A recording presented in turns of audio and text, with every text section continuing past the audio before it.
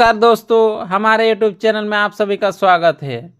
आज हम देखने वाले हैं इस वीडियो में कि ट्रांसफार्मर के अंदर कौन कौन सा मेन पार्ट्स होते हैं। जैसे दोस्तों core, winding, tank, transformer oil, terminal and bushing and conservator tank, bushing relay, breather, explosion valve, cooling tube and radiator. ये 10 पॉइंट हैं दोस्तों। हम 1 बाय 1 सारे पार्ट्स के बारे में थोड़ा थोड़ा देखेंगे कि इनका क्या क्या फंक्शन होता है। तो पहले हम देख लेते हैं कोर के बारे में। तो दोस्तों जो कोर होता है वह आयरन या तो सिलिकॉन या स्टील से बनाया जाता है। जो कोर है वह मैग्नेटिक फ्लक्स को पाथ प्रोवाइड कराता है। मींस ट्रांसफार्मर में जो फ्लक्स प्रोड्यूस हो रहा है वह कोर के जरिए ही दूसरे वाइंडिंग तक पहुंचता है। दोस्तों जो कोर होता है वह बहुत सारे पतले पतले शीट को मिलाकर बनाया जाता है। एक शीट का थिकनेस अप्रोक्स 0.5 mm होती है। तो ऐसे ही बहुत सारे शीट को मिलाकर एक कोर बनाया जाता है। बट दोस्तों इनको डायरेक्टली नहीं जोड़ दिया जाता है, इनके बीच में एक लेमिनेशन का लेयर होती है।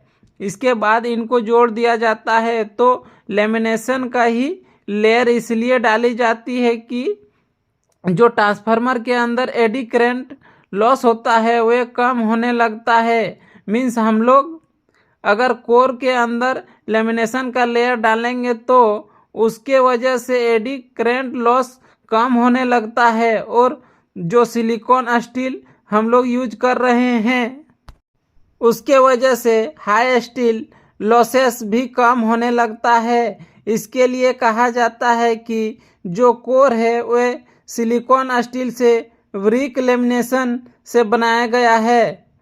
तो अब हम लोग नेक्स्ट पॉइंट को देख लेते हैं। Next point winding. तो दोस्तों ट्रांसफार्मर की जो वाइंडिंग होती है वे कॉपर से बनाई जाती है।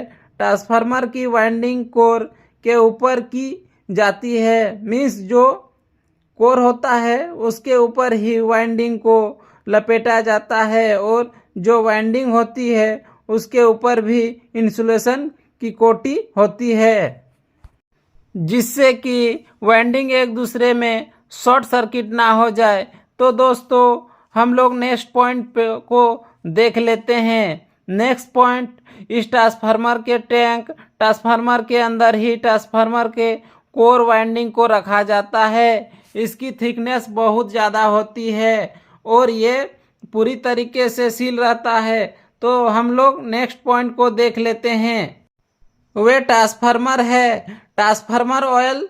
दोस्तों ये जो ट्रांसफार्मर का टैंक है ये पूरा ऑयल से भरा जाता है। ये जो ऑयल है वे इंसुलेशन और साथ ही कूलिंग भी प्रोवाइड कराता है वाइंडिंग को।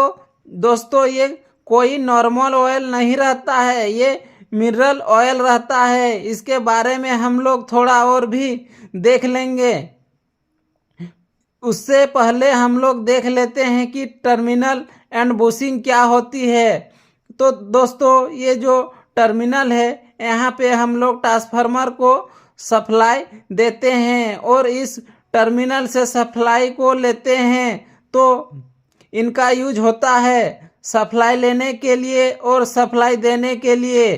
तो दोस्तों इसके ऊपर इंसुलेशन इसलिए लगाया जाता है कि दोस्तों अगर हम लोग कोई भी वायर को कनेक्ट कर रहे हैं तो वे वायर हमारे डायरेक्ट ट्रांसफार्मर के बॉडी के कनेक्ट में ना आ जाए, इसके लिए यहाँ पे हम इंसुलेशन लगाया जाता है। दोस्तों इसको बुशिंग भी बोला जाता है और कई कई जगह पे तो टर्मिनल भी बोलते हैं, लेकिन जो यूज वर्ड है वह है बुशिंग। तो हम लोग नेक्स्ट पॉइंट को देख लेते हैं। वे कंजर्वेटर टैंक। तो दोस्तों वे जो कंजर्वेटर टैंक है वे एक टंकी की तरह होता है। उसके अंदर हम लोग एक्स्ट्रा ऑयल को रखते हैं, जो कि हमारे ट्रांसफार्मर के साथ डायरेक्टली कनेक्ट रहता है। कंजर्वेटर टैंक बहुत ही इम्पोर्टेंट रोल फॉलो करता है हमारे जो ट्रांसफार्मर के अंदर। तो दोस्तों, जब भी ट्रांसफार्मर का पुली लोडेड होता है तो उसकी वाइंडिंग ज़्यादा हीट होता है। तो वाइंडिंग ज़्यादा हीट होने के कारण वजह से क्या होता है कि हमारा जो ऑयल है वो भी ज़्यादा हीट हो जाता है। तो जब भी ऑयल ज़्यादा हीट होता है तो वह एक्सपांड होने की कोशिश करता है। तो एक्सपांड होने की वजह से क्या होता है, हमारा जो कंजम्वेटर टैंक है उसके अंदर इस ऑयल का एक्सपांड होता है। जैसा कि मैंने आप लोग को बताया था कि कंजम्वेटर टैंक को कभी भी फुल नहीं भरा जाता है। तो ये जो एक्सपांड हो रहा है कंजम्वेटर टैंक के अंदर होता है, इसके लिए हम लोग कंजम्वेटर टैंक को कभी भी फुल नहीं भरते हैं। इसके बारे में हम लोग थोड़ा और देखने से उससे पहले हम लोग नेक्स्ट पॉइंट को देख लेते हैं। Next point, breather. दोस्तों, जो ब्रीदर है वह कंजम्वेटर टैंक के साथ ही कनेक्ट रहता है। जैसा कि हम लोग ने देखा कि ट्रांसफार्मर जब भी पुली लोडेड रहता है, जो ऑयल का लेवल है वह इंक्रीज होने के लगता है, जिसके वजह से हमारा जो कंजम्वेटर टैंक होता है उसके अंदर जो एयर है वह अगर बाहर नहीं निकलेगी तो हमारा जो ऑयल का एक्सपांड हो रहा है वह नहीं हो पाएगा। हमारा जो कंजर्वेटर टैंक के अंदर एयर है वह अगर बाहर नहीं निकलती है तो हमारा जो कंजर्वेटर टैंक है वो ट्रांसफार्मर है वह ऑयल के एक्सपांड ज़्यादा ना होने के वजह से क्या होगा कि फूट जाएगा। तो ऐसे कंडीशन ना हो, इसके लिए हम लोग ब्रीदर का यूज करते हैं। तो ब्रीदर का यूज करके हम लोग इस एयर को बाहर निकालते हैं और जो हमारा ट्रांसफार्मर नॉर्मल कंडीशन में आता है, मीन्स उसके ऊपर नॉर्मल लोड में होता है, तो हमारा जो ऑयल का लेवल होता है वह वापस में अपने ओरिजिनल पोजीशन पे आ जाता है। तो ब्रीदर के थ्रू वापस एयर को टैंक के अंदर डाला जाता है। बट जो एयर होता है उसके अंदर मॉइस्चर भी होता है। इसके साथ मॉइस्चर हमारे ट्रांसफार्मर ऑयल के साथ मिक्स हो जाता है तो हमारा ट्रांसफार्मर ऑयल ख़राब हो जाएगा। इसके लिए हम लोग ब्रीदर के अंदर सिलिका जल का यूज करते हैं। ये जो सिलिका जल होता है वे जितने भी मॉइस्चर है उनको एब्जॉर्ब कर लेती है। इसके अपने अंदर जो एयर कंजम्वेटर टैंक के अंदर जाती है वे बिना मॉइस्चर वाली ही अंदर जा पाती है। तो हम लोग नेक्स्ट पॉइंट को देख लेते हैं, बुकुज रिले। ये एक सेफ्टी डिवाइस है, ये बहुत ही इम्पोर्टेंट रोल अदा करता है हमारे ट्रांसफार्मर के प्रोटेक्शन के लिए। बुकुज रिले को कंजम्वेटर टैंक एंड ट्रांसफार्मर के टैंक के पाइप के बीच में लगाया जाता है। ट्रांसफार्मर में जब भी कोई छोटा फॉल्ट डेवलप होता है तो ये बुकुज रिले वे अलार्म सिंगल सेंड करता है, और कोई बड़ा फॉल्ट डेवलप होता है तो ये डायरेक्टली ट्रिपल सिंगल सेंड करता है। तो हमारे सर्किट ब्रेकर को और ट्रांसफार्मर बंद हो जाता है। Next point, cooling tube and radiator. तो दोस्तों, ये जो रेडिएटर होता है वो हमारे ट्रांसफार्मर टैंक के साथ में कनेक्ट रहता है। ये भी मेटल से बनाया जाता है। ये जो रेडिएटर होता है बहुत सारे पतले पतले पाइप को मिलाकर बनाया जाता है। तो दोस्तों, जैसा कि आप लोग को मालूम ही होगा कि जो गर्म ऑयल होता है वह ऊपर के साइड रहता है और जो कूलिंग ऑयल होता है वह नीचे के साइड में आता है। तो दोस्तों, जब भी ऑयल गर्म होता है वह ऊपर के साइड जाता है और रेडिएटर के अंदर जाता है।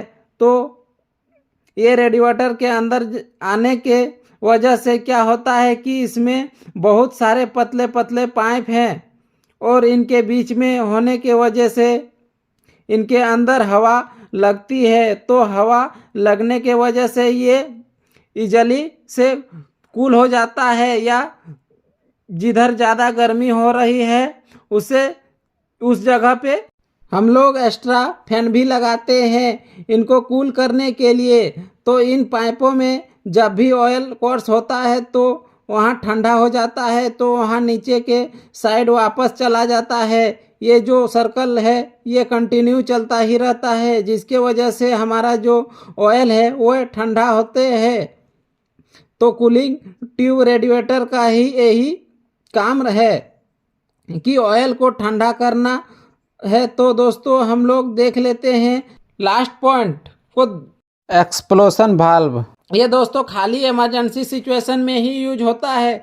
तो दोस्तों कंसीडर कर लीजिए कि मेरा जो ट्रांसफार्मर के अंदर कोई भी फॉल्ट हो गया है और मेरा जो विदर है वह काम नहीं कर रहा है, जो ऑयल है वह बहुत तेज़ी से गर्म होने लगा है, गर्म होने के वजह से बहुत तेज़ी से एक्सपांशन होगा, तो मेरा जो बुकुज रिले है वे भी समझ लीजिए कि वे भी काम नहीं कर रहा है। तो इतना तेज़ी से एक्सपांशन होने के वजह से क्या होगा कि मेरा जो ट्रांसफार्मर है वह फट जाएगा। तो ये हमारा ट्रांसफार्मर अगर फटेगा तो पूरी बम की तरह फटेगा। ट्रांसफार्मर ना फटे इसके लिए क्या किया जाता है कि एक पॉन्सर वाला वाल्व को दिया गया है, मीन्स इसके अंदर एक पतली सी सीट होती है जो कि हमारा जो ट्रांसफार्मर की बॉडी है जितना ज़्यादा मेटल लगाया गया है उससे थोड़ा सा पतला रहता है।